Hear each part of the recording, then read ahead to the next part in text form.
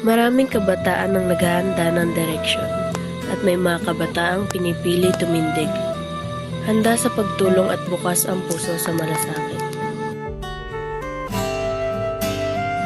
Sa bawat ngiti, sa bawat sakripisyo at sa bawat simpleng gawain, ipinakikita nila ang kabataan ay hindi lamang tagamasid ng pagbabago, kundi aktibong bahagi nito. Ang kanilang pagiging handang tumulong ay hindi lang para sa ngayon, kundi paghahanda para sa hinaharap.